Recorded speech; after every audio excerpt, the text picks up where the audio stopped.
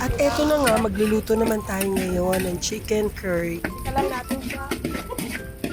Walang tatak. At isusunod natin, syempre, ang ating mangga. Ang bawang. Syempre, haluin na natin. Yan, nakalimutan ko nilang bumili.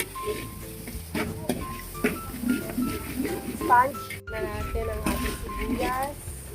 Tira mo si Brad Elmar para sa atin. Yan, sabi, bubusan natin ang ating mga manok. Ano ang ating manok? Tama. Yan ang ating chicken. Siguro mga 10 kilos. 24 kilos pala. Isang bata lang yan. 24 kilos. Haluin, isang kutsay natin ang ating mga manok. Huwag kang kumain. Kutsay natin yan, mga kasisi. Yan. Sasakutin lang natin. Lagyan na natin yan ng laurel. Pagkatapos, lalagyan din natin siya ng paminta. And then, ilalagay naman natin ngayon ang pangalawang piga ng gata. Ayan siya, yung pangalawang piga. Bubusin natin sa ating chicken.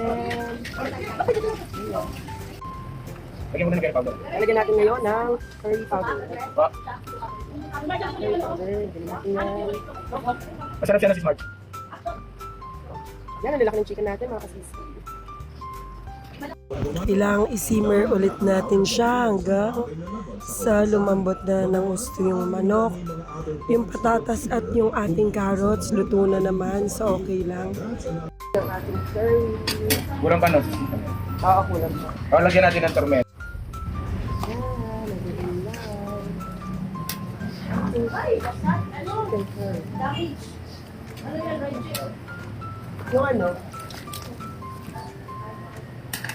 Dinagdagan ko pa ulit siya ng kakanggata.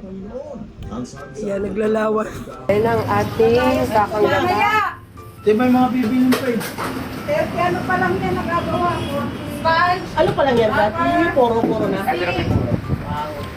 Ayan ang ating purong gata, inilagay na natin. Talo yan naman.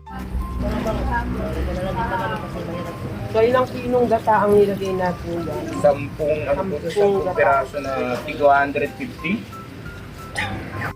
Ano pa? Ayun na, sarap na, umapaw na ang gata. Barbecue. Yan, ilagyan na natin ang paminta. At konting kulo na lang at ang ating curry. Una, ilalagay na lang natin yung patatas at carrots na ating pinilito pagpapak na. Kaya tinapakan natin. Ilagyan natin yung pinilito natin. Ay, nahihirapan ako sa ito.